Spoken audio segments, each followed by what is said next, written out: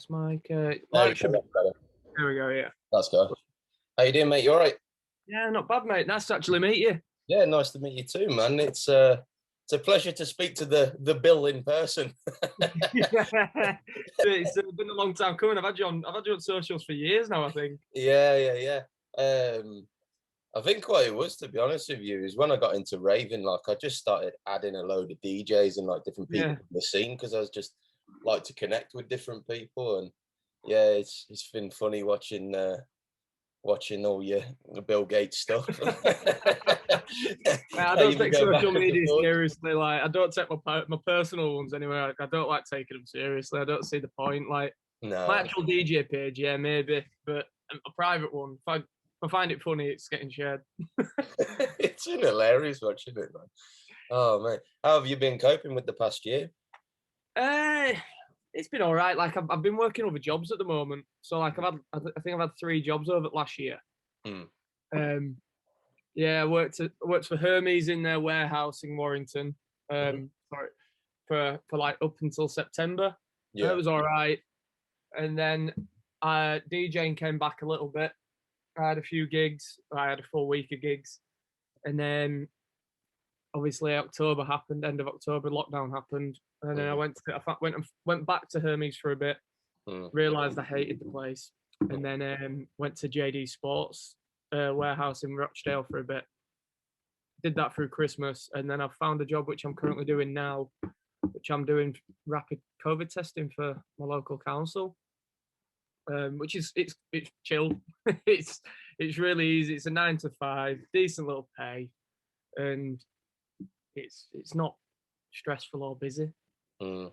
And it's not bad. But yeah, so I've been doing that as well as making mixes quite a lot, like listening to a lot of new music and obviously teaching myself music production, which is going all right.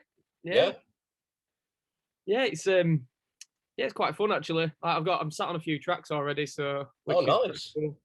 Like Nice. I've shocked a few people already, like who didn't think I'd be able to do it. But yeah, I've managed to finish off a few tunes. That's awesome, man. It's funny how sort of the past year has changed people's lives in such different ways. You know, you'd never have expected, being in the DJ booth 2 years ago, that you'd be sat here talking to me about all these things that you're now doing. It's mad. Yeah, it's to be fair, yeah, none of us ever actually saw it coming. I don't think. I think it Mm, just hit us out of the blue. Like we knew about it in December mm. when it was happening in 2019, and we were all joking about it, saying, "Oh, look, like there's a global pandemic like every 100 years or something," and it'll never happen. And I Yeah. played it off quite a bit, and then obviously March came, and I was driving up to Newcastle at the time of the lockdown being announced. Oh, really? Yeah, I was going up to Newcastle to play up there, and Oh, I got a call off the manager of the venue saying, "Yeah, we're not open." So we've gone into lockdown. But that oh, was like God. I was driving just as Boris was doing the announcement. Jesus Christ. Yeah, Wow. so it's been a bit of a surreal year, really. Like I can't actually believe it's coming up to a year, if I'm honest. It's Like, mad, isn't it? but yeah, I feel like it's been the longest year of my life. Like I feel like I've been able to do so much because I've bought a house and everything. I'm renovating that with my girlfriend, and it's been quite fun, really. Mm.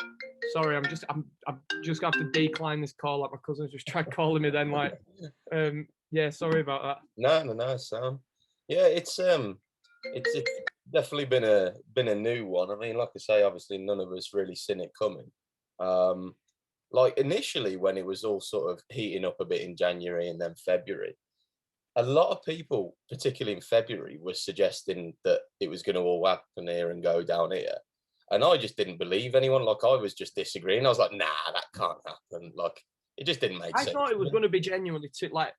I think it was really naive of me to think of it at first. Like I thought it was literally going to be 2 weeks, 3 weeks, a month, maybe, and Mm. then we're back to business. And then obviously it got to a month, and we were kind of thinking like, oh, like shit, this is a bit more serious. And then obviously there was the talks of everything going back in June, which was I was quite lucky in the fact that when the pubs were allowed to open and certain bars were allowed to operate, Mm. some of the venues I used to play for or had residencies for in the past had got in touch with me and said, "Do you want to come and play for us on Friday, Saturdays?" So that was kind of like a nice little lifeline for me, as well as I think it was a little bit of a hope that everything was coming back fully as well. So I was doing that through June till September, and then obviously they said that everything you can have sit down venues can have like people sat down in groups of 6 as long as you're same household, which again just didn't work. That just failed. Like no one from the same household ever went out together. It was all different households mixing constantly. But again, that happened, and then obviously I had a full week of gigs up until through October, and then it got zapped again. But I was genuinely thinking with the current announcement, what's just happened, I thought it was going to be September again. I thought it was going to be September, which it can still be September, but because June 21st is the earliest, isn't it? All these festivals are now announcing, like Creamfields has just sold out in like record time. Like, it's incredible. I think people are just wanting to go out now. They're just fed up of it. I think they just want to go out and rave. Well, I definitely think this is probably like the toughest time for sort of our parents' generation up to obviously ourselves and even the younger ones now. I think it's probably the toughest time we've experienced. You know, our grandparents lived through like the World War II, and that was probably a bit tougher for them. But this is definitely probably the most challenging time in our lives. It's more mentally, isn't it? Like fully. Anything, like it's really drained me. I've had so many ups and downs. Like I've had times where when the first lockdown started, I was panicking a bit because obviously work, how much I was making at the time and stuff in comparison, like going from how much then to absolute nothing.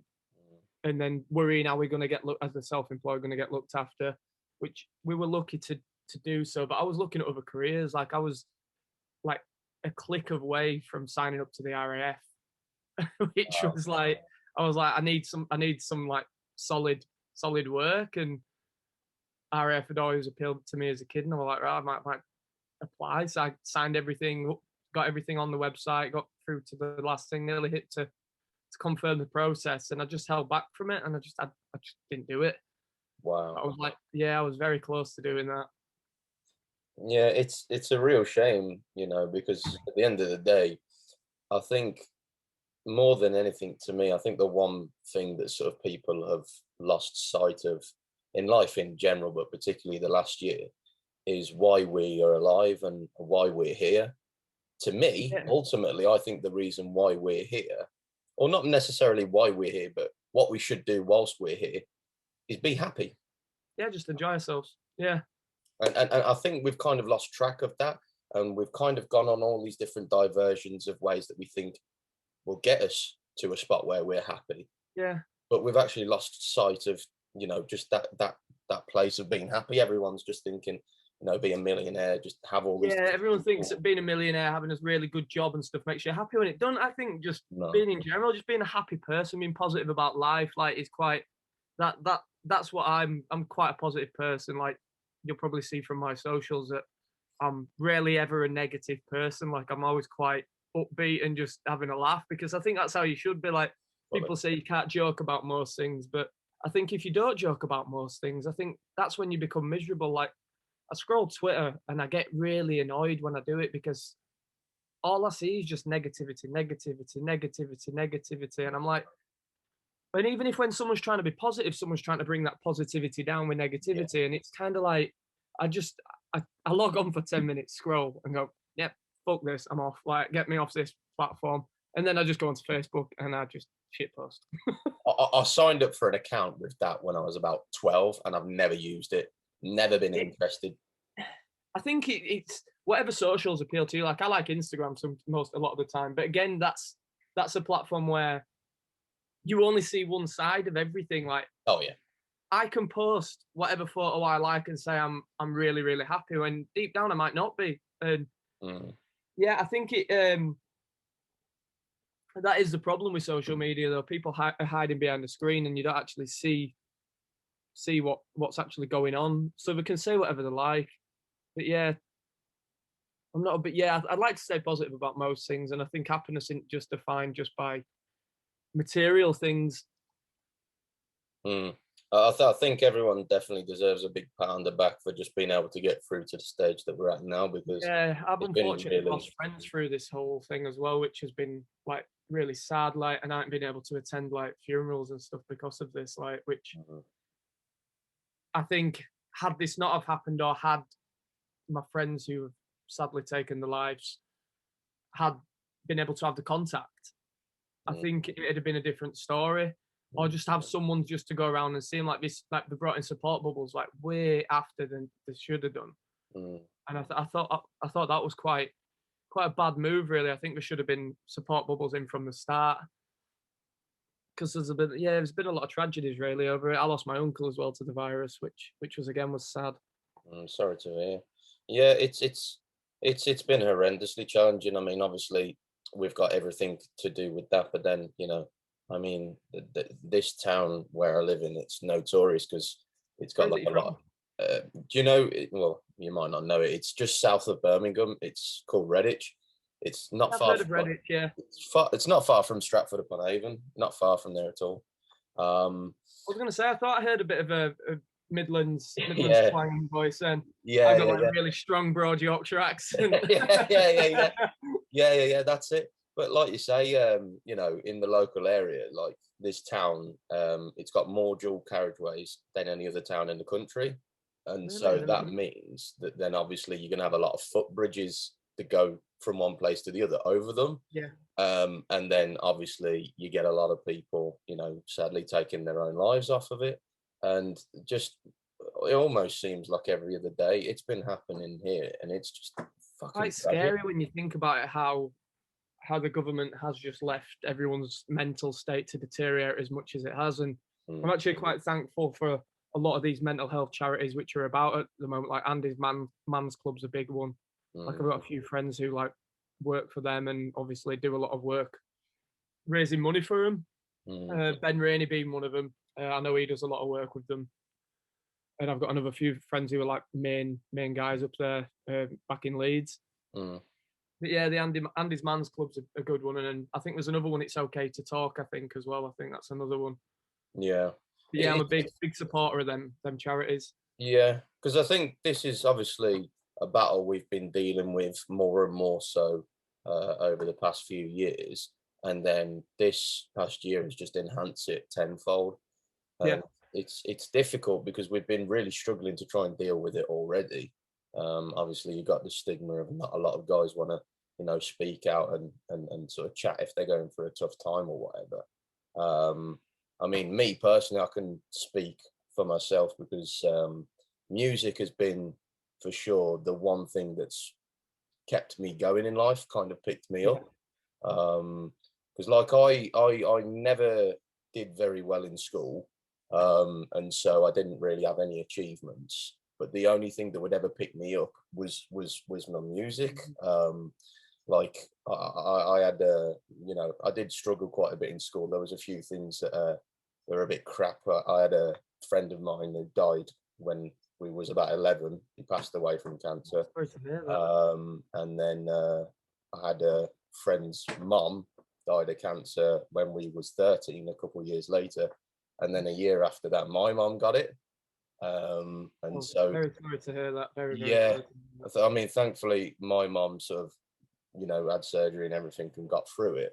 But to people that don't know, my DJ name, Mr. Legacy, is actually born from a song that got me through the first sort of days of finding out that my mum was ill. Oh, Uh, that's lovely. Yeah, I wondered when I got the email then for the Zoom link, because obviously I know your name's Mike. I never knew your DJ name was DJ Legacy. yeah, That's yeah, yeah. very interesting. So That's a great little story. the song, there's a song called Legacy by Nicky Romero. I know which song it is. Yeah, it's a great tune. And you might have seen the video online, or possibly not. It's on YouTube. If not, you'll have to have a look at it afterwards. But I'll have to say, yeah, send us a link for it, and I'll yeah, definitely give that a watch. I'll shoot it across. But yeah, it's just basically a video about how a young lad, sort of discovers that his mum's got cancer, and kind of just going through all the motions of, Is that the video for Legacy? Yeah, Oh, yeah. great. I And remember when that tune was released as well. Like I loved that song. I loved that song. yeah, it really, really spoke to me. You know, it was like, again, I don't even think it was so much. Yeah, you know, I was 14 at the time.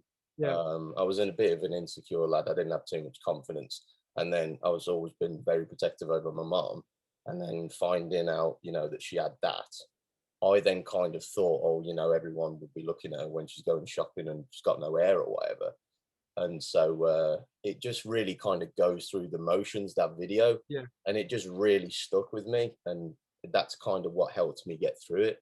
I got to meet Nicky Romero and actually tell him the story, and Oh, you actually got to tell him the story. yeah, That's right. yeah, that really hit deep. That did. So that was really nice. But yeah, ever since He's a then, nice guy, isn't he? he's a really, really He's a really nice nice dude. guy. Really I nice met him dude. back in 2012. Yeah, Yeah, when he'd first released, I think he'd released Wild Ones, and they were still teasing I Could Be the One, but it was originally called Nicked Him at the time because yeah. they used the Justice a cappella over it instead. Okay. Yeah. Nice. Yeah, but yeah, like I say, I mean, I got to meet him at ministry one year, and well, I got to meet him a couple of times there, and I met him at Creamfields. But each time, it's just been nice to sort of have a chat with him and really connect. He seems like a really genuine bloke as well, which is good. Yeah, I mean, yeah, we won't go into it too much, but you've probably met the other side as well. You've met some proper cocks in the industry. I know I have. Yeah. That have sort of got overblown egos, and considering how Which I big never understand. I always find it's the ones who not to say that they're not as big as other ones, but like the ones who aren't the superstars. Like obviously you've got like I met Hardwell, I've met Bingo Players when they were the duo before. Is it Paul had cancer? yeah. Yeah, I met them and Nicky. He had a guy called Nielsen, if you producer called Nielsen with him at the time as well. Mhm. They were really nice guys. Trying to think who I've met who was actually a bit of a dick.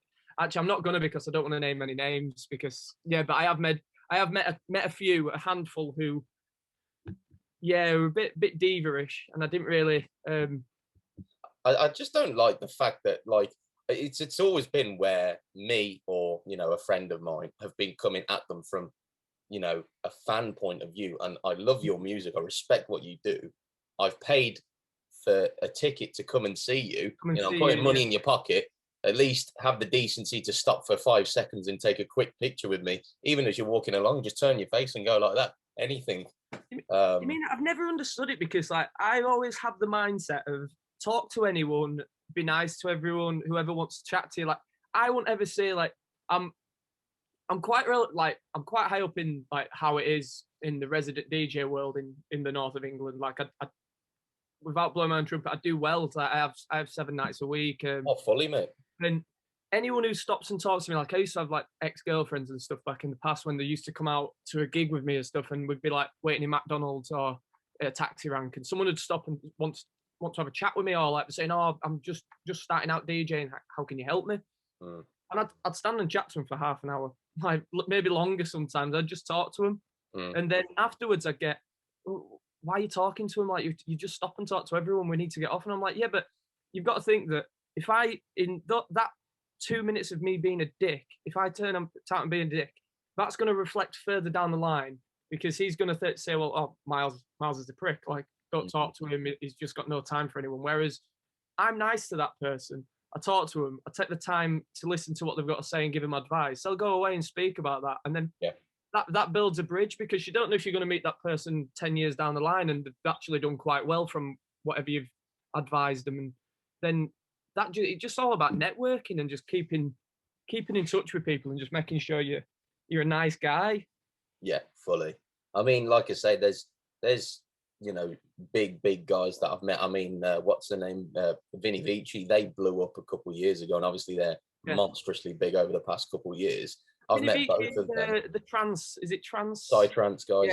Yeah, the Psytrance guys. I think they've done Anjuna and stuff quite a lot out there. Yeah, it's more like Armada they're on and like a State of Trance and all that. But Yeah, I've met both of them multiple times, and they're really, really decent guys. Like they're level-headed. They'll chat to you for ages. There's That's what it thankfully, should be.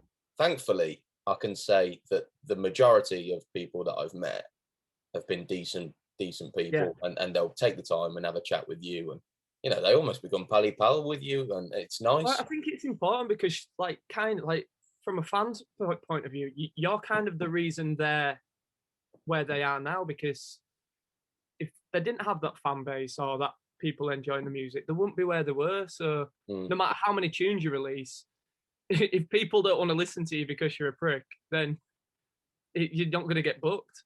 It's like, for example, I mean, the reason I can fund sort of my DJing and do that is I have a garden maintenance business, Oh, um, nice. and I kind of sort of compare it to I was going to say I see the decks in the background there. yeah, yeah, yeah. But no, you won't see the van from here out there.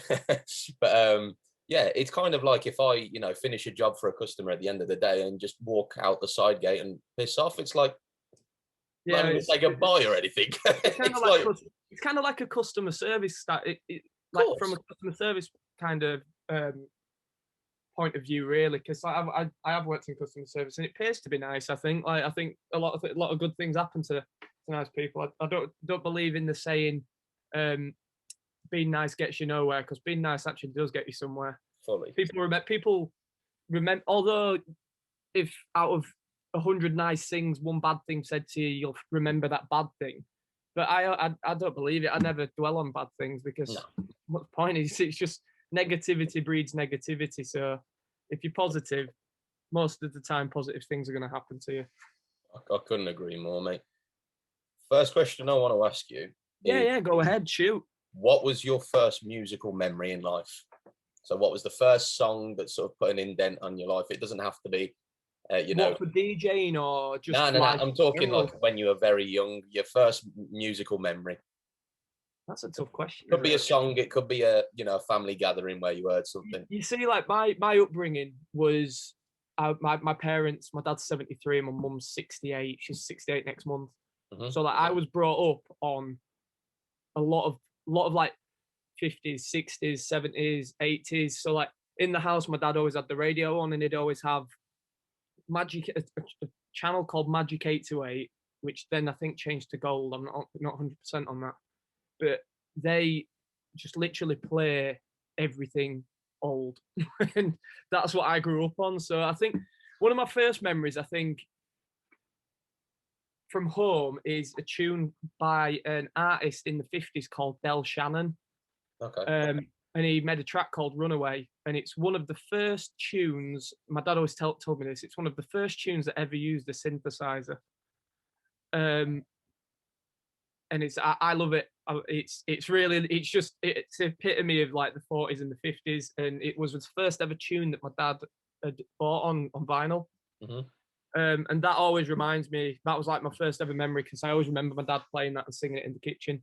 That's Um, beautiful. That is. I love it's that. a great song. It's a great song. Like, it's one of my favorites.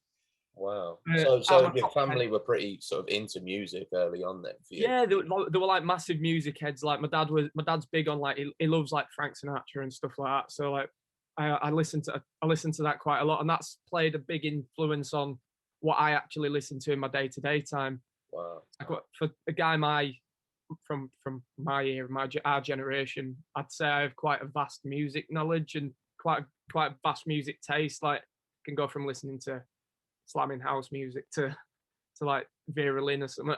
Yeah, I've been no, really I, happy I, about it. I love all that stuff as well. I mean, I couldn't tell you any of the names of the songs or whose it is, but I love listening to all that stuff Yeah. in the car or whatever, or around your If you've ever grandparents' played house. Fallout 4, like the soundtrack for Fallout, like if you ever listen to that when you have the Yeah, radio. yeah, yeah. So, how then did sort of music progress for you? Obviously, you're listening to that kind of stuff in the house. Did you get into, when you were going to school, mixing with your mates, more music when you got a bit older? So for me, like I say, music has always been second to sport when I was growing up. Hmm. It kind of tied in with each other. Like, I think I've always been very sporty. So like I played sports like rugby, played rugby, football, tennis, loads of stuff. I played rugby semi-professionally for a bit. And I think it's always been there as music, but I think how I got into it to actually be playing it's complete. I think it was just I can't. How did the story even start? I'd say like for me to get into the current generation of music when I was going to my trials for rugby, Mhm. my dad would sneak on his music, and then in the end I'd start sitting in the front, and just because I was going to these trials, they let me put whatever music on, and I first discovered dance music from putting Galaxy on. I'd never heard any dance music before, really, Oh, because all my right, you mean the station? Yeah, yeah, yeah. yeah. So, a lot of my parties growing up and stuff, I didn't really pay much attention to it. So, being a kid, I was like just high on cake and sweets. So I was like, yeah, just running about like a lunatic. Probably listening to Spice Girls or something at these parties.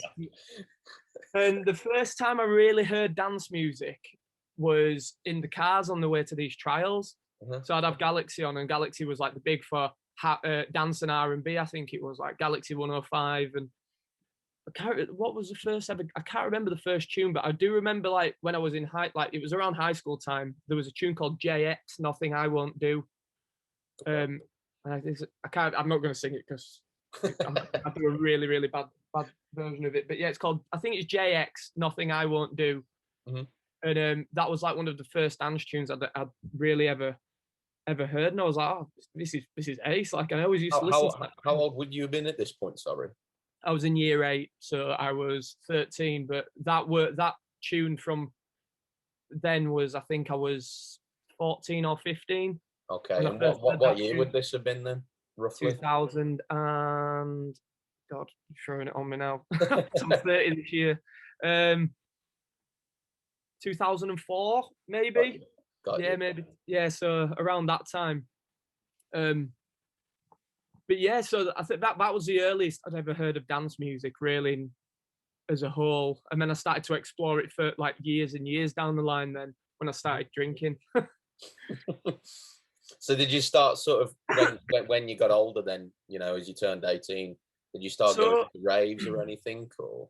so how it was I started going out, as Mickey Flanagan would say. I started going out when I was 16. Going to a place in Wakefield in South Yorkshire, called Viva, and it was the only place where we knew where we'd all get in because we were 16, because the bouncers just didn't care. Yeah, yeah, yeah.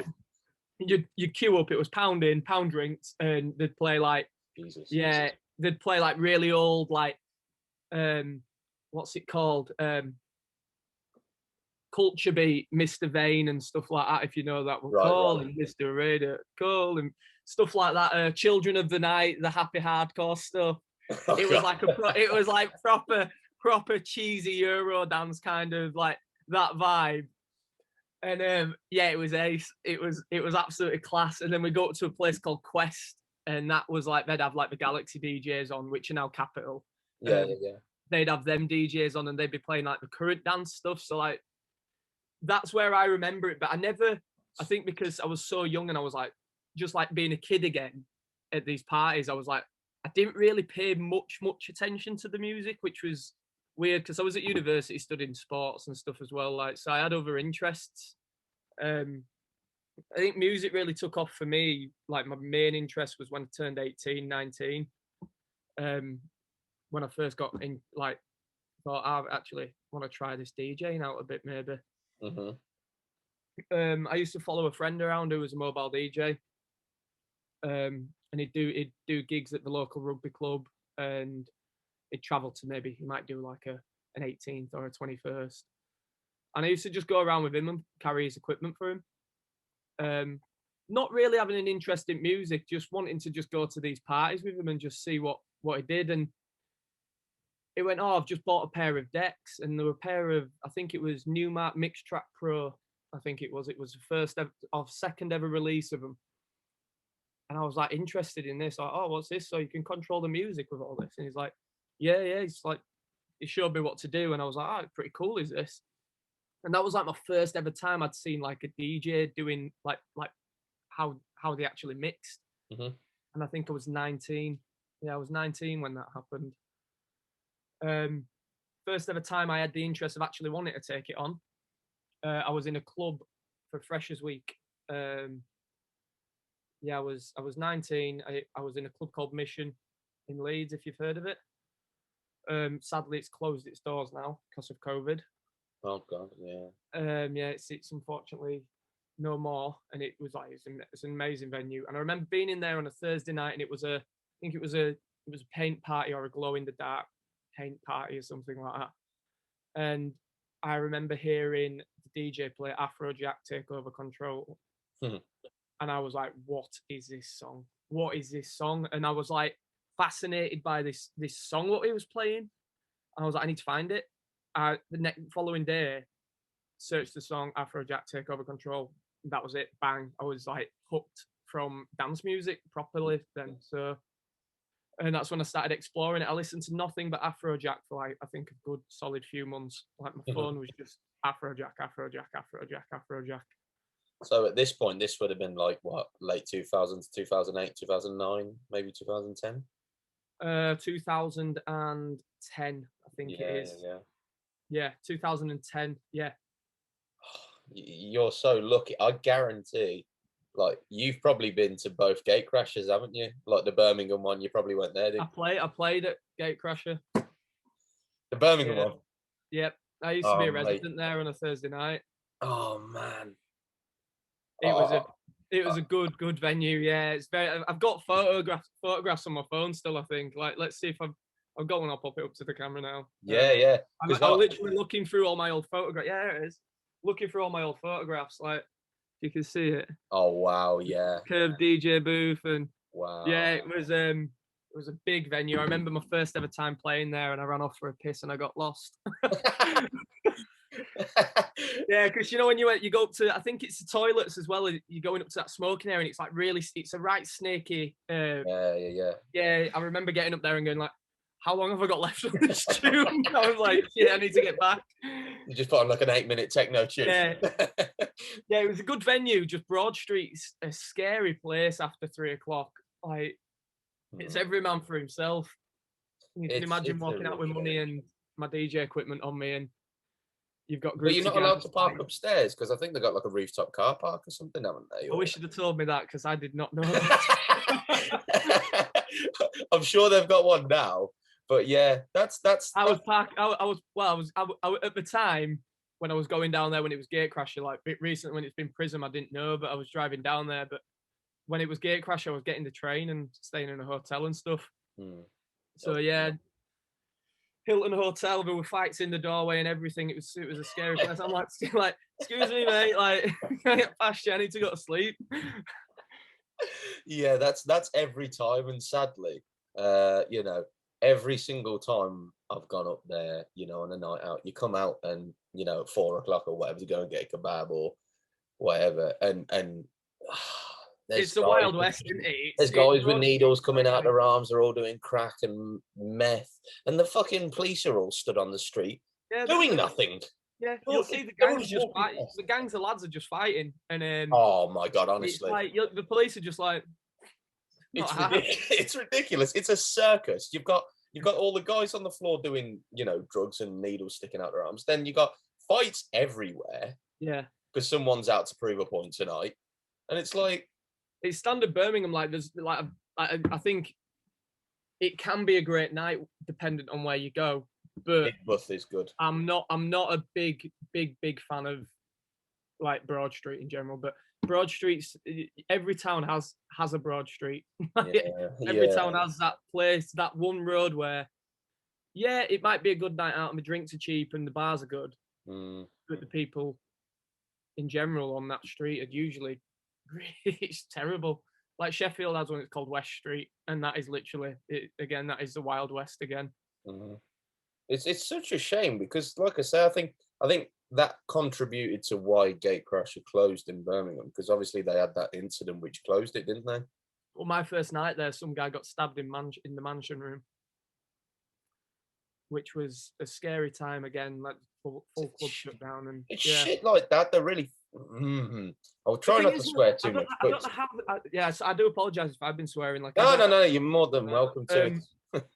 Yeah, like they even had like the knife checks going through, like the metal detectors and stuff, and Yeah. they still somehow managed to get them through. Which, yeah, it was a big gang fight, and there were a stabbing in that room. Well, It's a great club as well, though. It's now a Prism, and even still, like I work for what was Deltic, it's now Recom. mm, Um, I work for them quite a lot up in Leeds, and mm.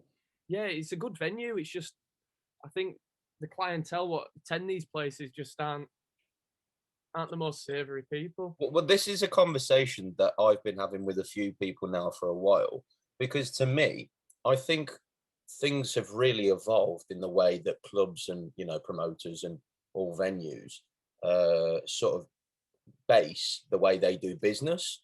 Because I think, sadly, before I got into it, before I turned 18, the 2010, 2011, 2012 time, there was a lot more events. And when you'd go to a club, most of the time there was an event on where there was an artist there, and the vast majority of the people in the venue were going Yeah, to see an artist.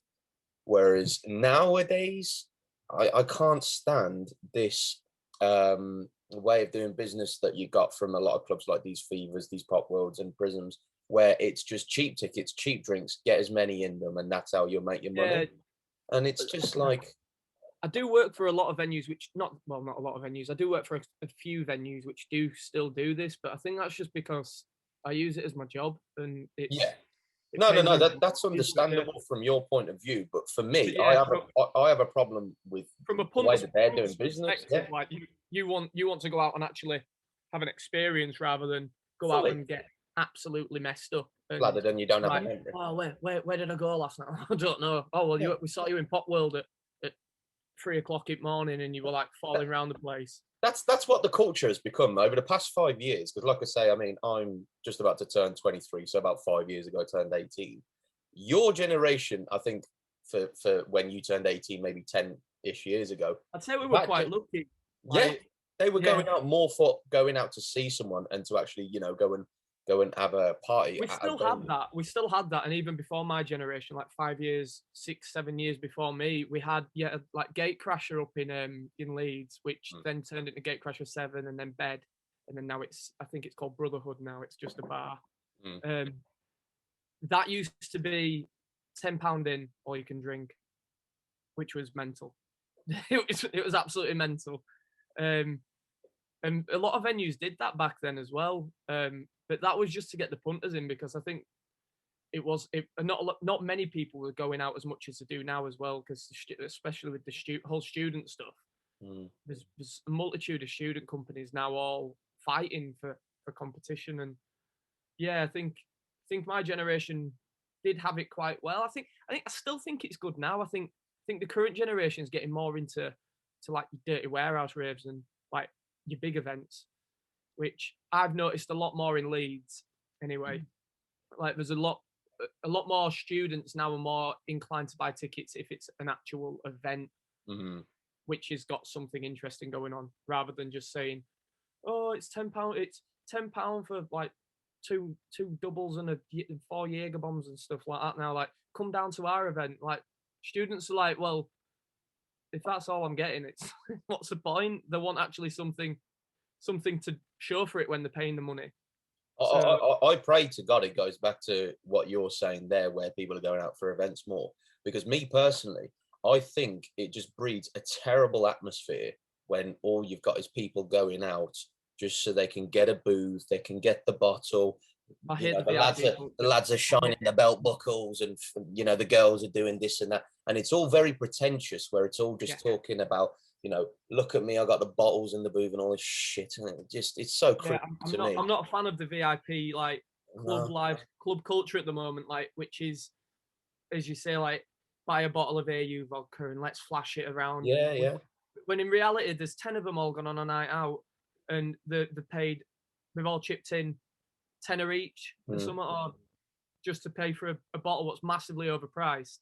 And then they're all flashing it because they're all getting 2 drinks out of this bottle, because the standard bottle of vodka, you only get 29 shots out of it anyway.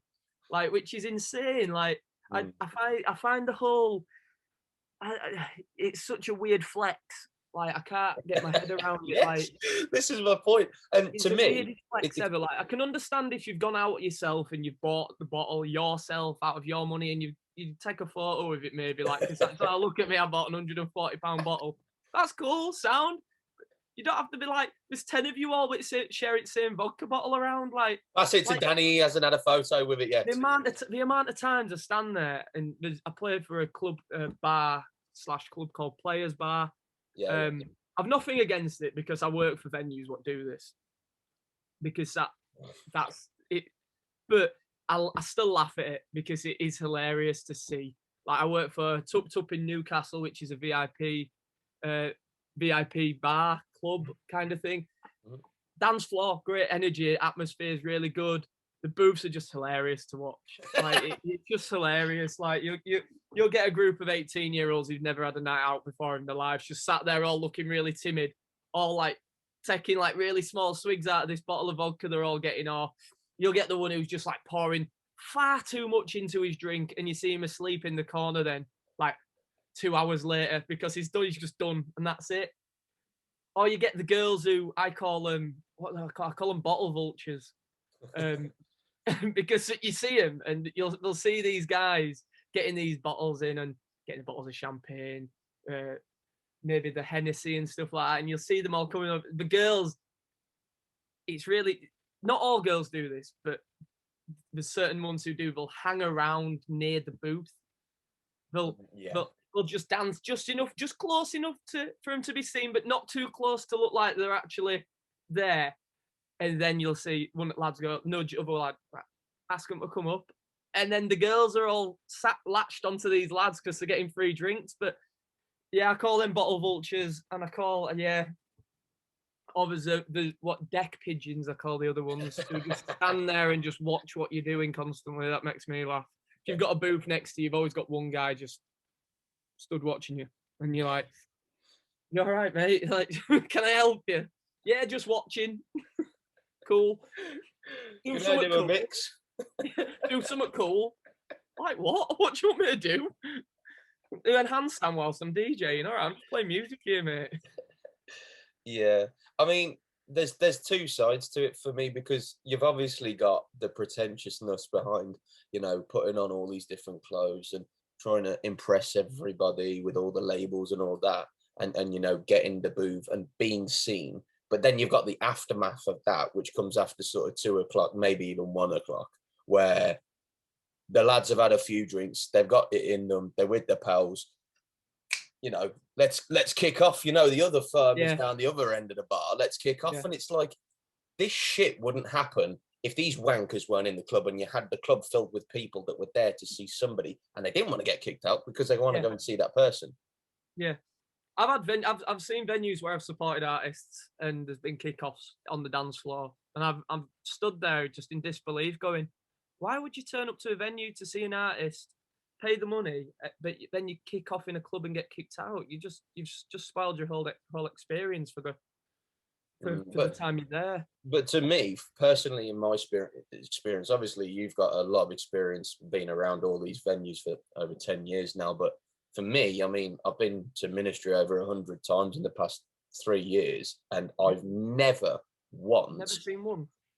seen a fight. And this is another thing I always get off of a lot of people. I've got our family members, friends, whatever, where they're like, "Oh, you go to raves, do you? Oh, it must be dangerous with everybody on drugs." I'm like, no.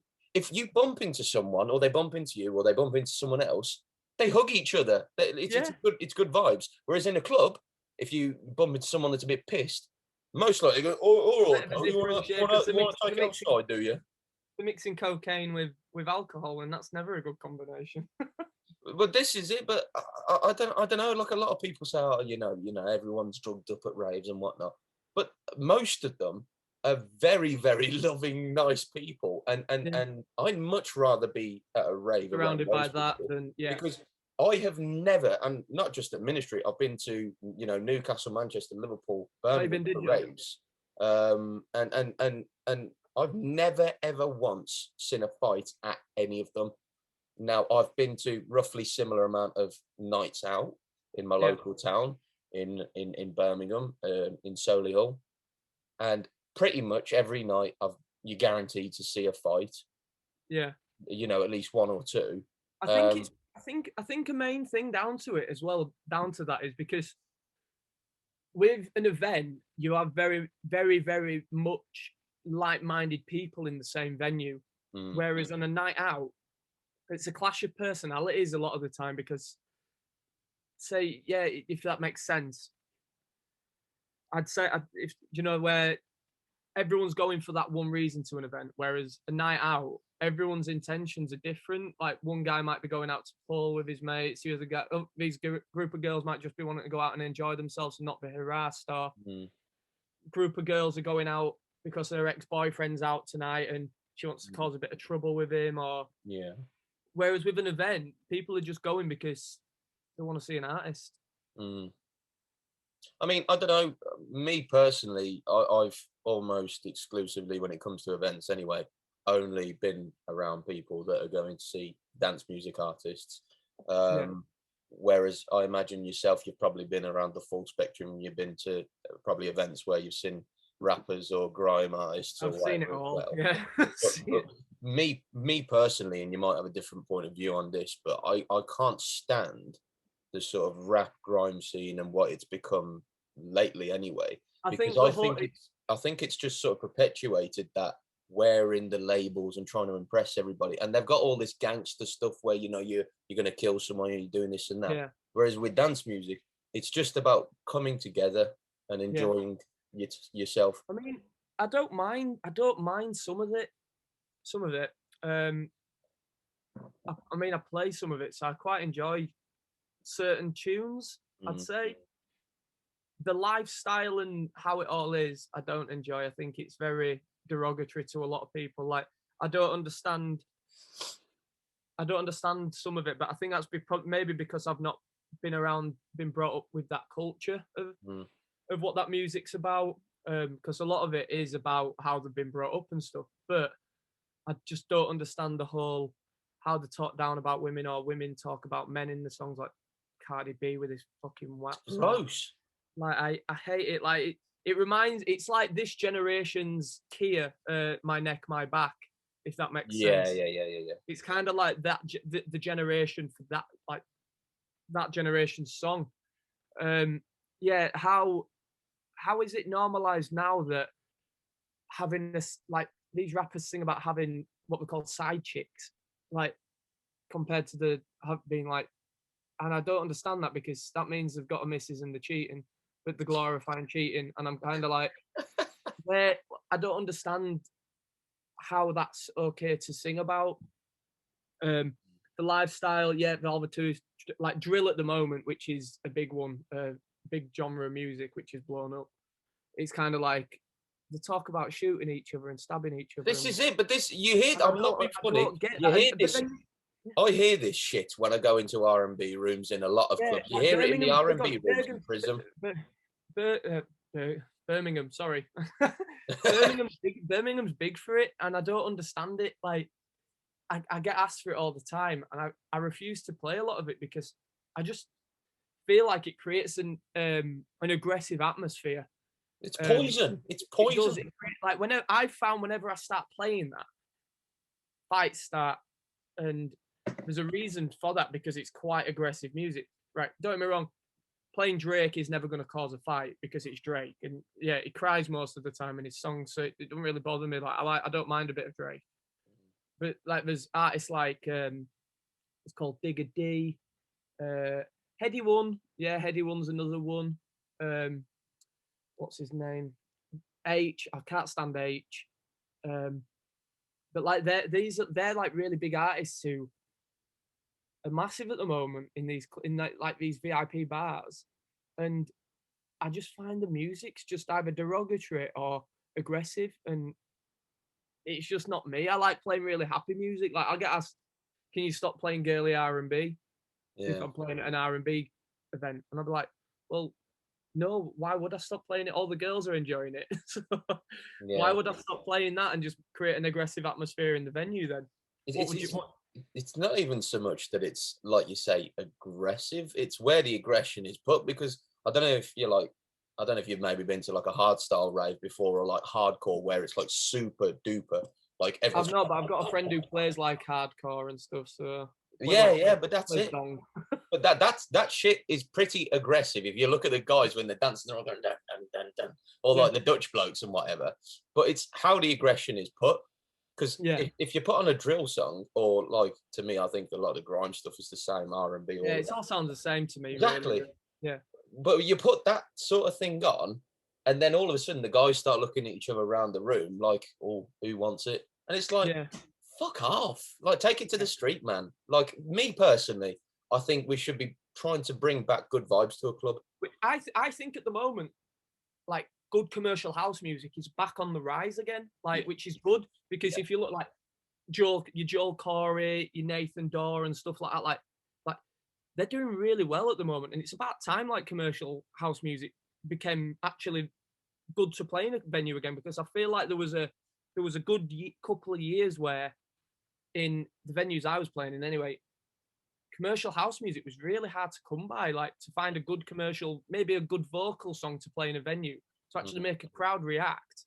I was having to dig back into crates in like 2013, 2014, 2015, and I was finding it really hard at the moment at the time. And then obviously Joel Corey released Lonely, Sorry, Nathan Dorr released like that No Time for Tears, which is a Little Mix song, which I'm not a big fan of Little Mix, but that tune's actually all right. Head and Heart got released, and which absolutely blew up. Like, I mean, you've got Calvin Harris again pushing good music and also pushing underground music as well with his Love Regenerator stuff. And yeah, I think it's a good time again for dance music. I think in general. Yeah, I completely agree with you.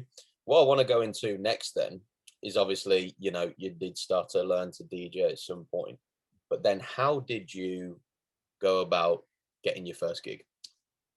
Right. So yeah, so I'd started DJing when I was at university.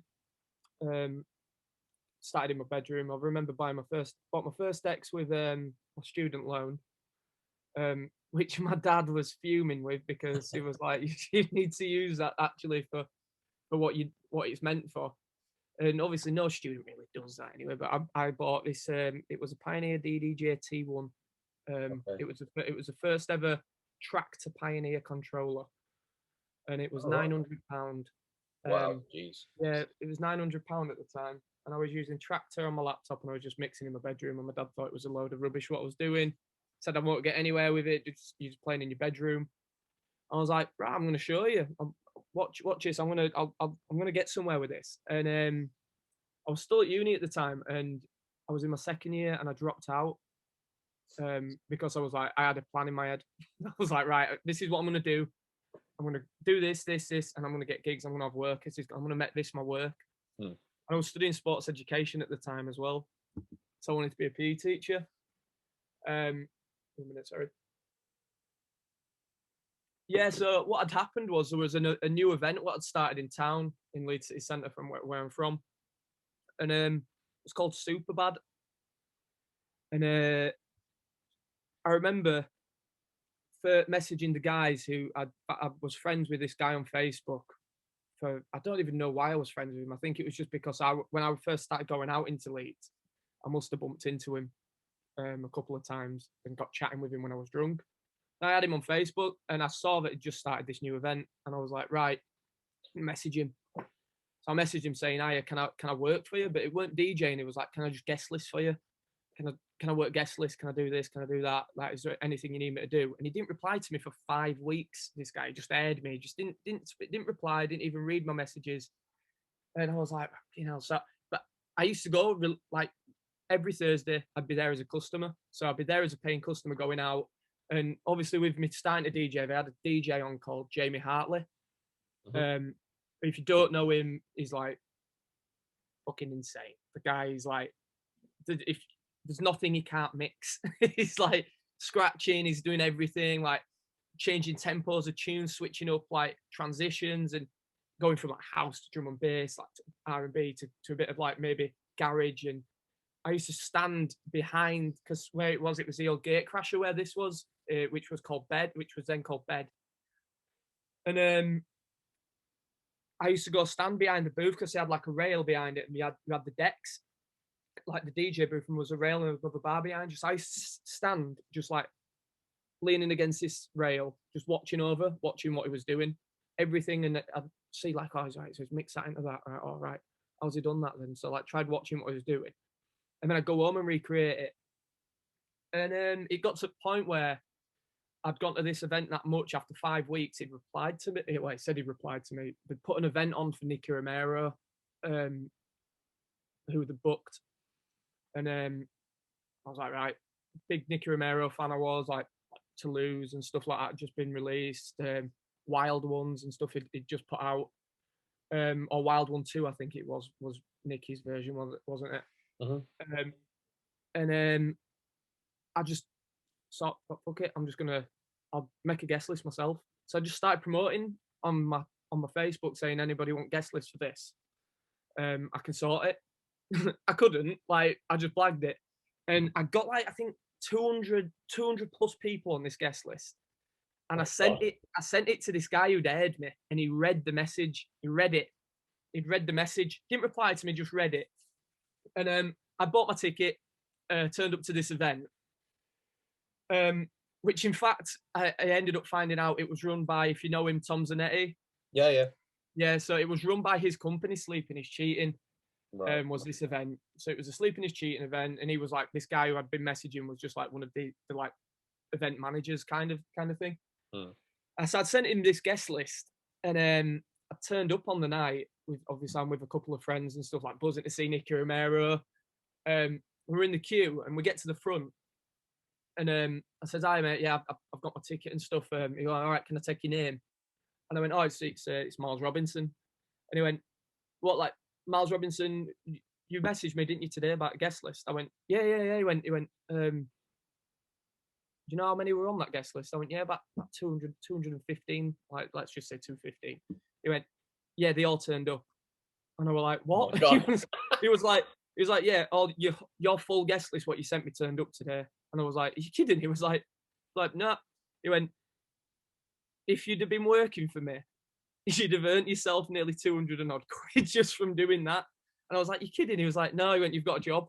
So from that night, I had a job with this company, just guest listing for him, just like doing like, yeah, just guest listing. He went to go see Nicky, met him, which was pretty cool. And from then on, for like a year, I was guest listing for this company, Sleeping is Cheating, just posting online, does anybody want guest listing, turning up to the venue like half an hour early and stuff to just chat with some of the guys who were there and working. And I ended up getting, like, I'm now really good friends with the guy who I was messaging. Like, he's one of my best friends. And I'd turn up some nights and they'd say, oh, you're here for a night out, but can you do like invites on Facebook and give out free shots for it and stuff? And I was like, yeah, I'll do it. So I was like, I was working for Tom and that, just giving out, asking. I was sat at a computer like I am now in this corner of this little pokey room where people just pass by. And if someone just managed and just wanted to pop their head in, I'd say, do you want to just sign into your Facebook and send some invites out to your friends and I'll give you some free shots? Oh, and I did that. I literally, I did that. I'd go on the street, I'd flyer like some like random street in the city centre, trying to get people to come down to the venue. And I'd go down on my last bit of money from the week. I had a bus pass. So I'd go down to the city centre from my house with my bus pass, work for these guys where we're meant to be going on a night out anyway, end up working for them, doing guest listing, shots and loads of other stupid shit what no one would ever do. Just shit jobs. Like, and I'd get like 20 quid at the end of it. And I used to do that weekly. And my dad used to be fuming with me. He was like, you're going down there, you're wasting your money. You just sat in your bedroom, mixing music or whatever you're doing. He calls it bang bang music.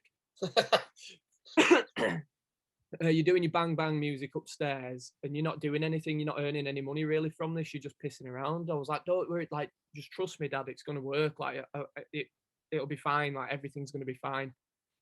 And he believed me. And then I had some friend sent me a link to a DJ competition, and it was like the last day for it in Leeds.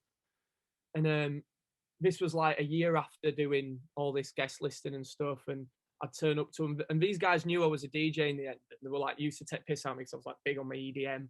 I was called EDM Myles for ages. I couldn't check it. There was nothing I didn't know about like the EDM at the time.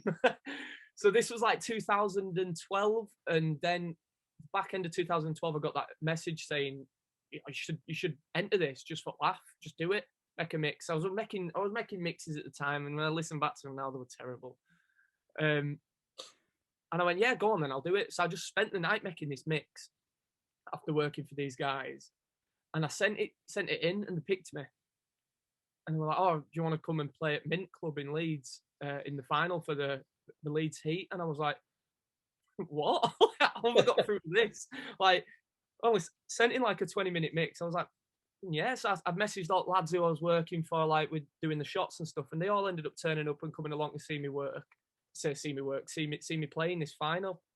I say it was like a semi-final, I'd say. And I ended up winning it. I won the Heat, like for Leeds. And since that night, the guy who aired me for so long come up to me, along with Tom Zanetti and stuff, and we were like, they said, well, you've got like, we'll give you a job, like we'll put you on closing set for the new event we were putting on. Wow. So I was working at a club called Space, which was my first ever night out in Leeds. Nice. Yes. So I was doing the closing sets at the start for them, and then I went to the final. This place which was at Ministry of Sound in London. Is it the box room? Not the box room. Is it the gallery, the one where the bar and the 103. It's called. Yeah, that's it. So we had the final in there. Nice. Yeah, and I came third. In the country in that thing, and then ever since then, the guys were like, "You're a resident for us from now on." That was the first ever time I got gigs. So I was closing at a club called Space for maybe 4 or 5 months, closing, warming up. Yeah, I was doing both sets sometimes. And there's a DJ called Danny Bond, who's quite a legend in back up in Leeds, like the bassline scene, the old bassline scene. And yeah, he was a guy who booked me for it and stuff. So he was like, yeah, you're going to be doing closing sets for us now. Kyle's told me all about you. And Kyle was the guy who aired me for quite a while before giving me a job. Right. So you got that initially then, and then where did you go, or how did you get to the 7-day bookings? So I was doing the closing sets for quite a while, and the warm-ups, and I thought I was quite good. But in your own head, you are, aren't you? So I used to have a lot of my friends turning up and stuff as well, coming to see me, like, oh, Myles is playing down at Space, we'll go see it. And eventually, what happened, all of a sudden it got to 2013, and God, it's that long ago now, it's really hard to think about it. Yeah, so it got to that point, and then Kyle had come up to me and says, we want you on the main. Was going to trial you out on the main. We're going to keep. So there was 5 of us on this roster of DJs on this night. So there was myself, a guy called, like, my best friend called Luke Tibble, another guy called Tom Ellsworth, another DJ called Tom Frost, who I'm still very good friends with, who actually has a few releases on Enormous Tunes now. Mm-hmm. Nora and Pure. Is it Nora and Pure's record label? Mm-hmm. And a guy called Danny Bond. There was 5 of us, and to make it fair, when 2013 happened, it was like February time. I started rotating the DJs around, so like I thought I was good enough now to start actually playing the main set here. Maybe do closing one week and then Tom does another one, or vice versa. Just keeping it constantly switched up. And a company called Fly Night Events got in touch with me then, as I was doing the main sets there. For Space, sometimes got in touch with me saying they wanted me to play in Mission on a Monday night for a student night. So I went from having in that space of time in that year, I went from having no gigs to 1 gig, which I was doing warm up, close, and then it moved from doing that to rotating to main set, close, warm up, vice versa, to then having 2 nights a week on a Monday. So I was working 2 nights a week for quite a while. These guys who ran the Mondays would often give me a Friday night every now and then. Said, "Oh, we need a cover for this little venue we're doing." So I was doing. It was rotating quite nicely, and then a club in Leeds had opened up called Control. If you ever heard of it. Yeah. It's closed now, sadly. But it used to be called Evolution, and then it had like £1 million refurb and changed into this nightclub, this super club called Control, which was voted 69th and the 61st best club in the world at like 1 year. Then second year it was open. It's only open to like 3 years, I think. And they were booking like big artists, so they were booking like Jamie Jones, Sub Focus, stuff like that. And all of a sudden, out of the blue, they booked Garrix. So they had Martin Garrix, Jay Hardway. Who else were they? I think there was 3 of them, and Heldens, I think. Oh my God! Wow. Yeah, so they had Heldens because Heldens warmed up, and then it was Heldens, then it was then it was Jay Hardway, and then it was Garrix. So it was a big lineup. Like for the time, it just released Animals, and it was massive. It was one of the biggest events I'd seen in Leeds at the time, considering like they'd had Act 12, Steve Angelo and stuff booked in the past and stuff. I just booked a ticket to go see it. I was like, right, I'm going. I was like mega excited because everyone knew like EDM Myles like at the time, so that was a stupid nickname. And oh, you're going to it? I was like, yeah, I'm definitely going to it. And this club, I was like adamant. I was like, I still haven't been, so I was like, I need to go see this venue. So I knew the guys who ran the venue.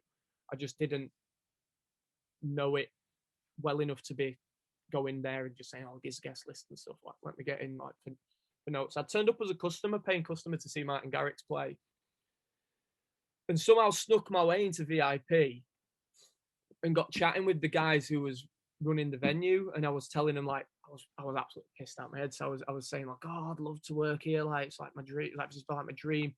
And it was insane actually seeing the club. It was like 3,500 capacity. Wow. And it was meant. It was chaos. Like Jesus. Like yeah. And I remember being stood just behind Garrix up on this like podium thing they had at the back where they had dancers up and stuff. And I remember just stood looking over it and just looking at this booth thinking, I really want to play here. Really, really want to play here. And the guy who owned the club just stood next to me. I went, have you got any gigs? And he went, who are you? So I was like, oh, Myles Robinson, play for Space and Mission and stuff at the moment. He was like, oh, do you work for Kyle and Tom? I went, yeah. He was like, drop me a call tomorrow. So I was like, okay. So I called this guy the day after and he was like, yeah, we'd be interested to take you on, but obviously we need to know more about you. He says, I'm going to ask around and just see what you're about. And we'll get back in touch potentially. And luckily the guy they'd just taken on as their resident DJ on a Saturday was the guy I used to go watch religiously at the Thursday night. So I got I was really friendly with him. And he said this I think it was called Danny. He'd messaged this Jamie saying, Myles Robinson, what do you think? And he was like, it's perfect for this venue. He was like, book him now, because if there's anyone in Leeds who knows anything about EDM, which is what you're trying to push, it's him. And they booked me, and I went from having Monday and a Thursday to having a Saturday in the biggest venue in the city. Wow. Playing to 3,500 people every Saturday night, which was insane. We'd booked Nervo, Tommy Trash. We booked Heldens again. Tom Starr, Tim Mason, Third Party. That was another one. Snoop Dogg twice. Yeah, that was unbelievable. That was like the weirdest experience I've ever had in a club ever. Yeah, that was a strange one. But yeah, so like from that, then it just snowballed to be given more gigs. Having that Saturday quite propelled my name into every event manager's mouth, really. I'd like to think so anyway. And then obviously with me being quite a friendly person and going out as often as I did, it just went from just getting to know DJs, other DJs in the city, and seeing what's going and what's available. Like I'd turn up to space on a weekends, on a Friday night, I'd turn up and I weren't working. Got to know the promoters quite well, and just so happened again that the DJ who they had on for the Fridays was Jamie Hartley again, who then said, "I think I want Myles warming up for me." So I owe quite a lot to Jamie, and I think I stand by the saying that it's not what you know, it's who you know, and which has been it's yeah, I think it's not what you know, it's who you know a lot of the time. I have been quite lucky because a lot of the situations I've been in, I've been at the right time, right place, right time. Sorry. So I think that's quite helped me in a lot of my favors. I've been quite lucky. This personally, to me, that resonates with me so much, because that is like exactly what I've done. That's the only reason I've got anywhere with gigs. You need to be like, people always ask me, how did you get into ministry? How do you get gigs? How do you get all these things? It's not an easy thing to say, but you've got to be there. You've got to be around these people. You've just got to be in the area constantly. And to me, I didn't go out looking for it. It just kind of happened. You know, I'd try and sneak into the VIP areas and whatnot and try and, you know, get around the right people. But, you know, it was a big sort of commitment that I did. In, you know, after every other Friday night, I'd finish work and then I'd drive down to London from Birmingham on my own, and do the night at ministry, and then drive home at 5 a.m. in the morning back. I think a back lot of home. people, when people say like, "Oh, you were so lucky, like to get where you are," and I was like, "Well, kind of, yeah," but also I was brave enough to put myself into some situations to be able to get what I've got. Like I wouldn't have got the Saturday night gig if it hadn't have been for me somehow sneaking into the VIP, which was just like, it was metal poles from the floor to the ceiling, but they were thick, they were big enough for me to get through. But obviously they had so I slid through whilst this bouncer was just had his back turned. I just slid through the like bars. They were like that far apart, maybe like a good like 60, 80 centimeters apart. So I just slid through these and was like, I'm in here now, stuff it. Like I'm here, and just ended up talking to the guy who owned the venue and the guy who was like the main bookings manager. And it again though, I knew the bookings manager just from social media, and obviously he knew me from social media, so that quite helped. But then even that night, from being there, we all ended up in the diner, which was next door, having breakfast together somehow. And I just kind of just said, "Gives a gig." I went, "When are you going to give me a gig then?" And it was like, "Well, we'll have to see about it." And then a few months later, I got offered it. But this is it as well. A lot of people will just shout, "Oh, lucky, look." It's like, yeah, you wouldn't have had that luck if you hadn't have been on the venue at that night. You know, you've got to put yourself in those situations constantly. I mean, if you sit at home and you're constantly saying, "Oh, he's lucky for getting these gigs," why is he getting? If you're just sat at home and just posting on social media, that's not good enough to some promoters. Some people actually want to see a person. Like I'd say a lot of my gigs I've got is because I've been there. I've been talking to these guys, these event managers, club owners, and just chatting to them, just showing them that I'm who I am. Because otherwise, if they're not going to book me, if no one's going to book me if they see my social media, like they're not going to go, "Oh, do you know what? We'll book Myles. He posts loads of funny shit," because funny shit doesn't mean that you're going to keep a club busy. No. So, I mean, like you say, it is a big commitment if you haven't got anywhere local. Like I say, that by the time I got into sort of raving, when I turned 18, it was April 2016. And so by this point, the dance music scene was non-existent in the Midlands. There was nothing left because Gatecrasher had shut. There wasn't really anything going on in Digbuff that much. There was nothing locally. Is So it still nothing now in the Midlands, really? It's slowly reviving because you've got. I know you've got like Stealth in Nottingham and stuff like that, which is quite big. And I wouldn't call that the Midlands, though. I'd say Midlands is more like Birmingham, Leicester, maybe Coventry. Yeah, that's what I'd call it. But I suppose. Yeah. But yeah, because I mean Nottingham is at least an hour away from me. But yeah, it makes sense. But yeah, I mean, like, we've got Digbuff, which is kind of reviving itself now with like a few of the underground clubs there. But me personally, one day I would like to see, and this is one of my main goals, is to kind of bring dance music back to Birmingham the way it used to be. So it was the main event, you know, Gatecrasher was the main club of the city. I want to bring it back to the way it used to be because, like, I'll show you this now, and you probably might have been there. But do you by any chance remember this night? I actually do remember that night. Yeah. Right. Okay. Well, Is at that that point, show us that again? The White Party, Hardwell, Nicky Romero's 26th to 12. I actually remember that because I think they doubled up and they booked some of them up in Leeds yep. as well. So I actually remember that. Yeah. Well, at this point, I was 14. Okay. And I remember seeing, because I got into like EDM when I was about 11, 12 years old and started following Hardwell then. And I remember seeing Hardwell was coming to my town. He was going to be like right there, like not far away from my house, and Nicky Romero and all these other guys. And I freaked out. And I clicked on the link and I went to go and buy tickets, and it was like 18 overs only. Yeah. And I remember, I think I was stood like at the top of my stairs. I just sat down on the top step. I just started crying because I couldn't go.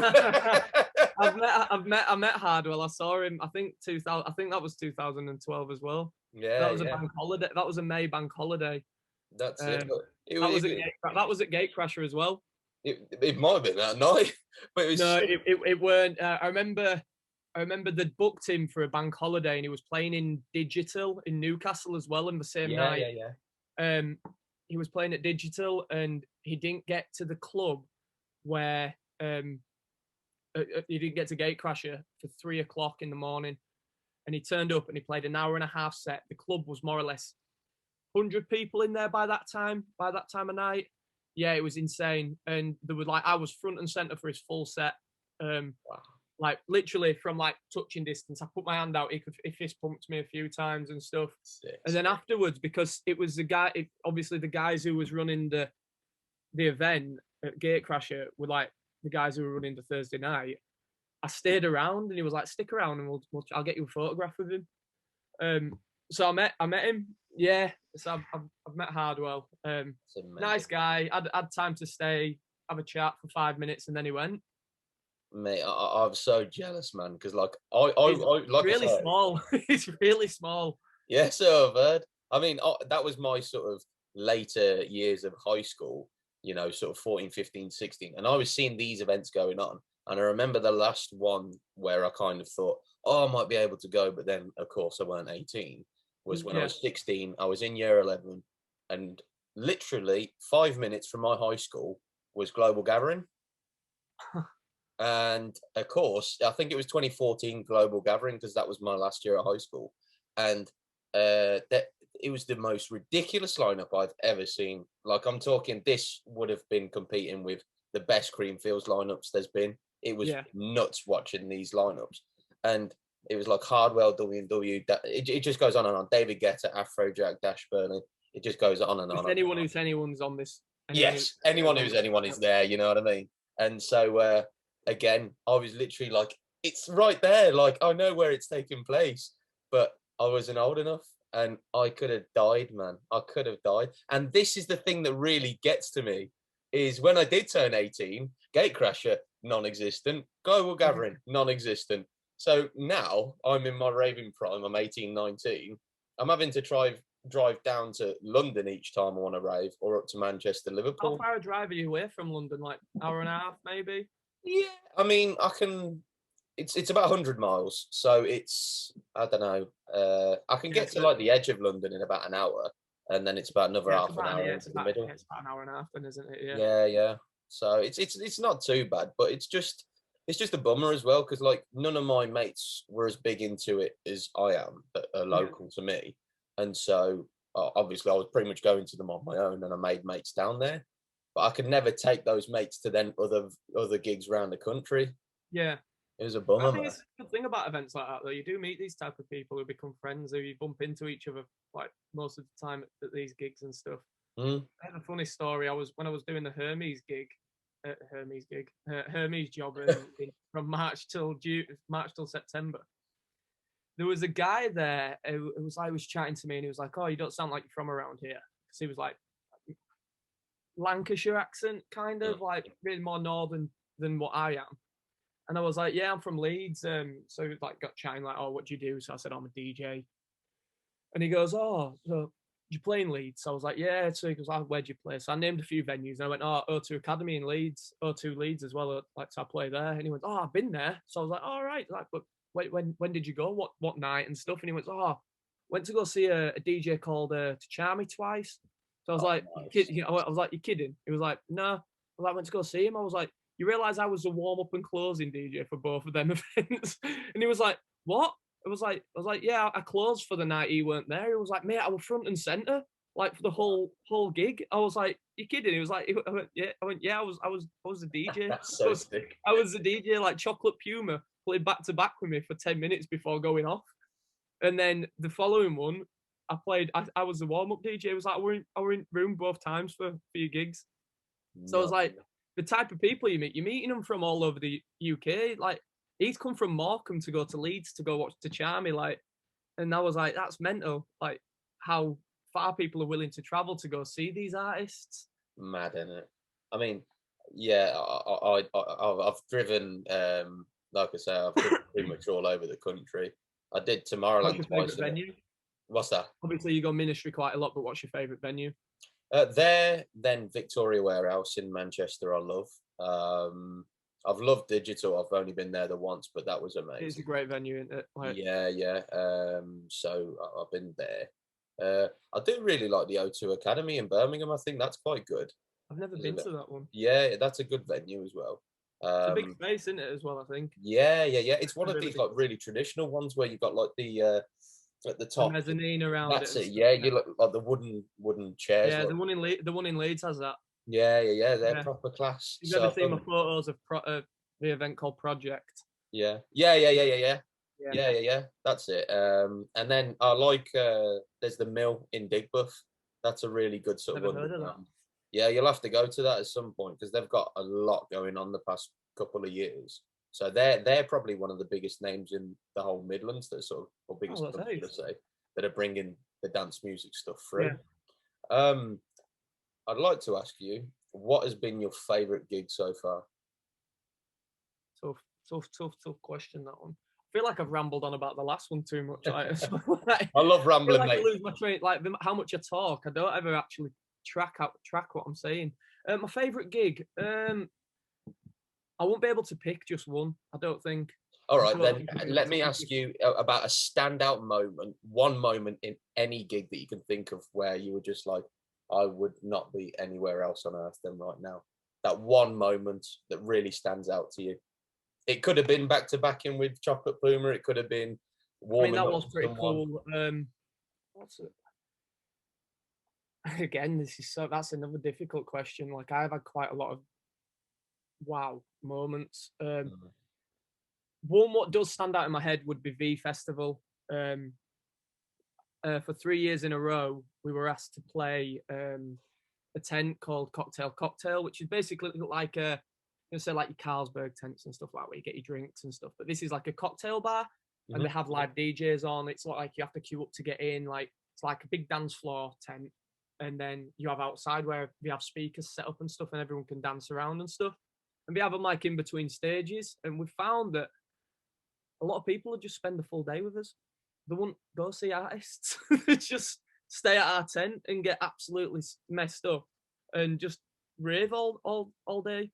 And I'd got asked to play the set before Calvin Harris went onto main stage. So one of the lads just went, oh, if you want to jump on before Calvin, like do like an EDM warm-up or something. And then Calvin's obviously, most people who are at this tent are just going to go to main stage where Calvin is. So you'll just warm them up for that. I went, all right, yeah, sound. And then we stayed open an hour after the final main stage act. So we stayed open a bit longer than they did.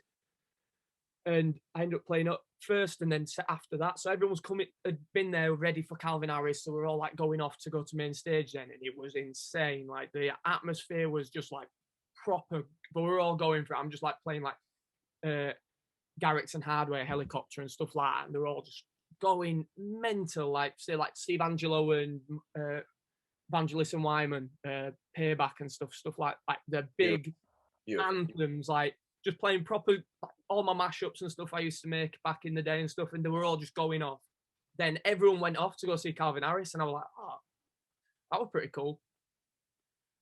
And then Calvin Harris finished his set, and you've got like 30,000 people all going back to the tents, but coming past our tent because that's the way they had to go. And I just see this massive people just come into the tent, but look like they're just walking past. And then they just came to the tent because we were still playing music. And it was like I was stood there, and again, Jamie Hartley was the guy who asked me to come and do this with him. There was a few of us, and it was Jamie just went, "There's headphones, mate, got one." And I just started playing like a peak time set, what I'd have played at Control and stuff. And I think the owner of the tent came up to us and said, there's about 20,000 people outside this tent, and we've got 1,000 people inside. He went, "This, I've never seen this before. Like, the like festival is not going to be happy that they're not going back to the tents, but we've got the license to stay open." And it was insane. Like, I could not. I think I've got a photograph of it somewhere, but you could not see anything other than it was just people. Like, I looked down from the tent, and it was just like a sea of people. Like, you could not, like, and everyone's on shoulders going mental, like, whoop, there it is. But it was just like, I think it was, he said it was close to 20,000. He said it must have been because that's how many was at the Calvin tent, and they had to come past, and not many's just carried on walking past. And yeah, I was stood there, like, I think I played, what did I play? What was my favorite tune at the time? So this was 2015 or 2016, was it? 2015. Can't remember what I played, but it was like, I know it was like a big moment, and everyone was on shoulders, and I was just stood there just like, fuck, this is sick. Like, this is sick. And if I show you a photograph of it, like, you'll probably understand why I say that. Cocktail, it was called. I can't find. There's no photographs of it, but there's a video, and if I can, I'll show you. Kind of like, it's muted, but this was like this was the daytimes. I need to put that on notation. Like, if you can see, that was like the daytime sessions, and that's how busy it was. Like, you could not. You looked down below the tent, but obviously you can see the tent thing there, and it's you look down below, you could not see anything other than people. Obviously, it was night. They had like lasers going out into the crowd, and like they had their own light system on outside for when it got to dark. Yeah, that was really special. And then the following night after Kasabian, we were just as busy again, like, because everyone just wanted to listen to dance music all night. So they didn't go see Kasabian. Some people didn't go see Kasabian, so they'd stay with us. So we'd have like still 5,000 at our tent, whilst EZ's playing in the main tent, and you've got like Pendulum playing in another and stuff. And yeah, nuts, that is. And we've got people spending the full day with us. Like, that's how mental it was. Wow. So I did that 3 years in a row, and I did Leeds Fest 1 year as well at the same tent, which was cool. But yeah, I think the V Fest sets stand out quite a lot. What would you say, or should I say, because I know I have, I'll tell you about it afterwards because I've told it a few times on here. But what's the worst situation you've had during a gig where something's gone wrong? It could be something where you've mucked up, or maybe, you know, tech's gone wrong, or the power's gone wrong, or someone's mucked something up for you. I've had it where my laptop stopped. When I play on some gigs, I play with a laptop. Some gigs I'll play USBs.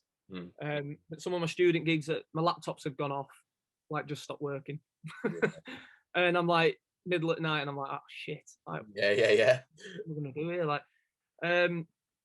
stand out. One of the worst moment, I think, was when I was playing at an O2 and I had a drink thrown at me. Jesus.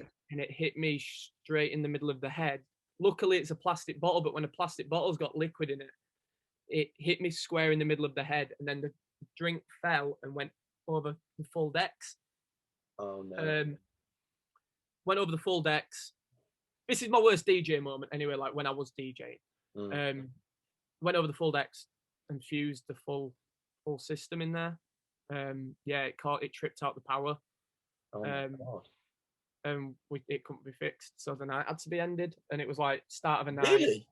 Yeah, it was at start of a night, and it couldn't get anything working. They didn't have spare decks, didn't have spare mixer. Jeez. Yeah, Oh, it just got launched at me. what a I remember moron. that.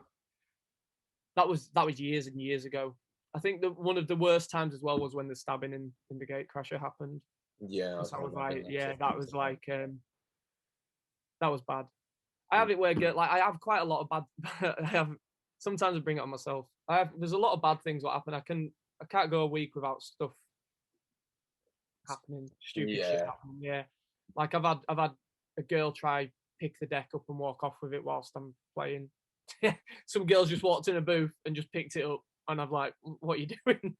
I had one girl try attack me with a boyfriend. They'd started a fight, and I tried to get them kicked out. I got on the mic to the bouncers, like saying they need to be escorted out. It's causing trouble, Mm. and it was in the club space, and they came running up over to me, and they had this like perspex glass in front of me, and she's ragging on this perspex glass, and she rips it off and throws this at me, and then grabs my laptop as it's playing to try pull it away, and my instant reaction was, I need to do something here. So I picked up my glass. What I had like a vodka in it, and I just dashed her. Like I threw this vodka in her face, and it kind of startled her, and she got off my laptop, and I got my laptop back and put it down. Yeah. But they were waiting outside the club for me as well. Actually, no, I will. You saying this in space, like this is where I had a bouncer attack me once. What? Yeah, I in 2013, when I was first DJing, and I was playing the main set, and I was the only one in the DJ booth at the time, and I was like, I need a drink. There's no like I've got nothing here, so I went to go to the bar to get a drink. Like I put a really long song on, just said to one of the lads, "Oh, I'm just going. Just if anything happens, just let us know." Sorry, mate, my missus is just coming. Sorry. All good. Telling stories. Oh God. Yeah, so I'd gone to the bar for a drink, and I'm coming back, and all of a sudden there was this doorman here, stood in the way of the DJ booth for entrance. Says to me, "You're not allowed in with them." So I was like, "What do you mean?" I was like, "Excuse me." Like I was like, "I'm the DJ. Like I work here. Like I'm going in to go mix music. You're not allowed drinks in the booth." So I was like, "Yeah, I am." I was like, I'm drinking the booth all the time. He was like, "Yeah, I don't know who you are. You're not allowed in." I just told you I'm the DJ. Like I'm there. I'm like pointing to it. I'm like, I'm in there, and I'm like, the music's about to stop. I'm like, the tunes. I went. This tune's about to stop, and there'll be no music being playing. Anyway, what do you mean? I went, because I'm the DJ. I've just put a tune on to come back. He went, you're not allowed in. It was adamant that I weren't coming in this booth. He was just adamant because I had drinks in my hand. So the music stopped, and he was like looking around. I was like, well, yeah, music stopped because I'm not in there working. Like I need to be in there to DJ. And he was like, why are you getting cheeky? So I was like, I'm not. And then he pinned me against this speaker by my throat, and my drinks fell out my hand, and one of the other DJs came past me and went into the booth. Went, you all right? I was like, I don't know what's going on here. Like, what's happening? And this other DJ, Tom's like, he works here. And he's like, no, he's being cheeky. He's trying to get into the booth with drinks. He was like, yes, because he's the DJ. And honestly, it was going over and over. I said to him, I don't know how many times I have to tell you that I'm working. And he went, right, that's it, and throws me into this fire exit door, and I fall through it. This guy's a big bloke, and I wouldn't say I'm a big guy now at all, so I'm not, but like I was quite a small lad, like it's quite skinny, so he just threw me into this doorway, like, and I just flew, and he closes these fire exit doors behind me, and he follows me in and pins me against this wall again, and gut punched me, like fully like punched me in my gut, to the point where I keeled over, and he's like, start getting cheeky anymore. So I'm like, I'm not getting cheeky. I'm not getting smart. I'm just trying to tell you I'm at work. So like in this time, like the music had stopped. The other DJ had ran in and started playing music again. It went, there's music playing now. So obviously you don't work here.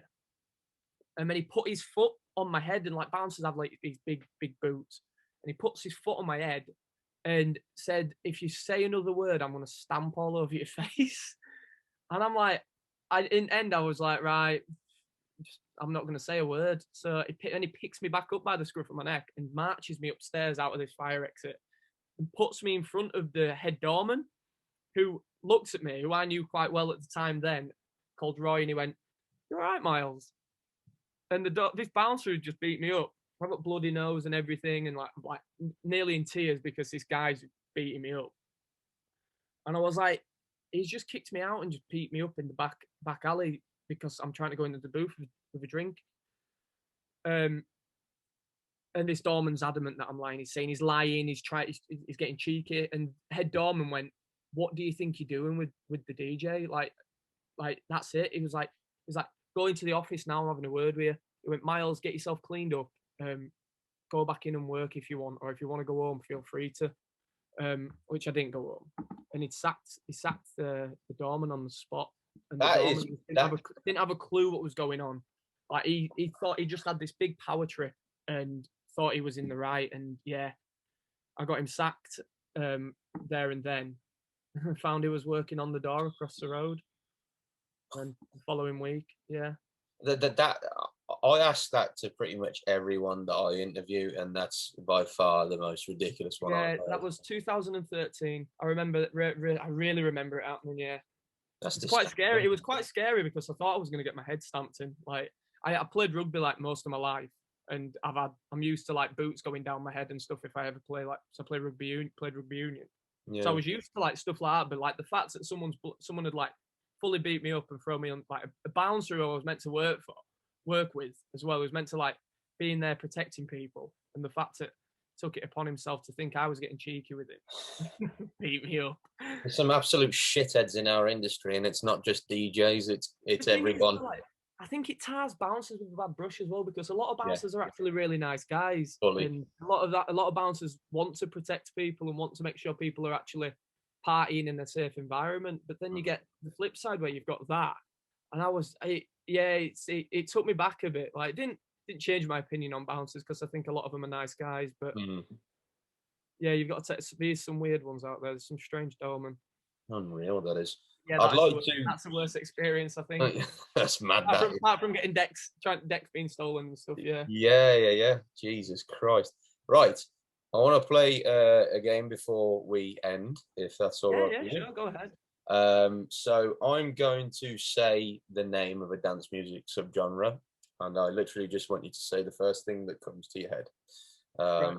It could be, a word or a couple words, or if you feel the need, you can elaborate on it. Yeah. Okay. First one, progressive house. Grids. Deep house. If I'd say deep house, I'd say 2014 Gorgon City. Like that's what reminds me of that, even though it's not deep house. Yeah, I'd say that. But like, I was when deep house was like big was 2012 for me. Yeah, I'd say Gorgon City for like the first stuff that was doing. Nice. Okay. Big room. Garrix. I'd say Garrix every day. Hardstyle. Headhunters. Yeah. Or is it DEFCON 1 as well, the name of the event? Yeah. Trance. Trance, I'd think Armin van Buuren or Kevin and Perry. Kevin and Perry, when you think of trance, like Isla by Isla, DJ Toucher mix is like my favourite tune. Psytrance. Now you see, I don't know much about it. If I was to think of psytrance, I've not really heard much about it. I'd say like dirty rave in a woods somewhere, like like with like different coloured hair and stuff like that. That's what psytrance reminds me of. Like, no offense to anybody. Who does listen to this? Who does listen to psytrance? Who doesn't? Who has that? Fully. Well, my one word to describe psytrance is tribal. Yeah, it's very tribal, isn't it? When you think about like how the following it has, anyway. Yeah, well, I mean, you look at like a lot of the raves where they're in like some tropical forest in Brazil somewhere, or they're in Pretty Israel cool, like, in yeah. a forest, and it's like, yeah, It that's reminds me of like definitely LSD as well and stuff like that. Like if you're gonna take like get drugs, like you very take it trippy. into that stuff. Yeah. Bass house. Bass house, I'd say either Tachami or Malar. Hmm. Yeah, they've been my go-tos for those. Techno. Cox, Cal Cox. Yeah, in Amnesia, at Space Ibiza when that was a thing. That's where I'd say techno is. Dubstep. It's either you're either looking at 2010 Scream or just Skrill at you like that whenever you think of dub. Drum and bass. Sigma. Like I played alongside them twice. Like they're really nice guys. Like yeah, I'd say Sigma. Yeah, even though they're not making much drum and bass at the moment. No. Trap. Carnage back when he was doing the old stuff. If you remember, like when Yeah, Carnage was actually Carnage. I yeah, think yeah. he's done a house tune called Gordo now at the moment under a different alias. Yeah, no, that's a bit off. But it said it's going to change the house music game, which If it's anyone, it's him, isn't it? I highly doubt. It would be a good tune, but it won't change the game. Happy hardcore. Children of the Night, we are the children of the night. That's what that reminds me of.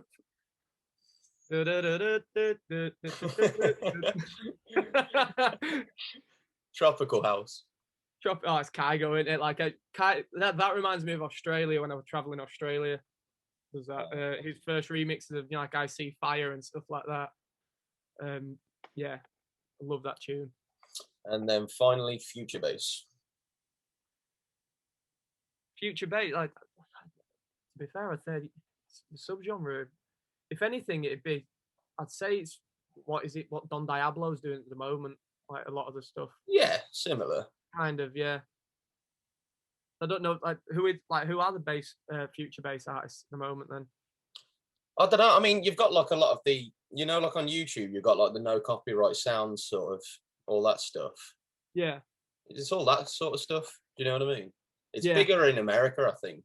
Yeah, I was gonna say it's a very because obviously you had Future House, and then soon as anything the Americans get a hold of it, like obviously like Jaws and stuff like that, like it turns more not into noise. How to describe it? They just Americanize it. Yeah. It's like how dubstep went. Like dubstep went into very like really, really, really electronic. Like that makes sense. Yeah, some of the sounds we're using. Thank you for chatting to me today, mate. I really appreciate it. It's been good, mate. Yeah, I've really enjoyed it, man. It's good to hear like other, like obviously like your journey and stuff as well, like how and the stories, and actually really good to actually meet you for once. Finally, yeah, after having you on socials for quite a long time. Like, yeah, it's good talking about this, like how I obviously got involved with everything. It seemed like a bit of a long-winded one at times, and mate. It's nice to get to understand someone else's perspective, mate. Yeah, because I don't think anyone has the same journey in this industry at all. Like, not one person has the same journey and how they were introduced to it. So it's actually good to hear. You're gonna have to link me to when it's up. Mate. Well, I'll have a listen to it and see how much I've actually babbled on. Well, like I say, we'll carry on having a bit of a chat after this, but yeah, like I say, I'll have to go to a rave as well after it's all over, mate. If there's any up in Leeds or up in like the north of England or vice versa down your way, I'll have to come along. For sure, mate. I'll be on it. Cheers for that, man. Nah, anytime, mate. Thank you for that. Cheers.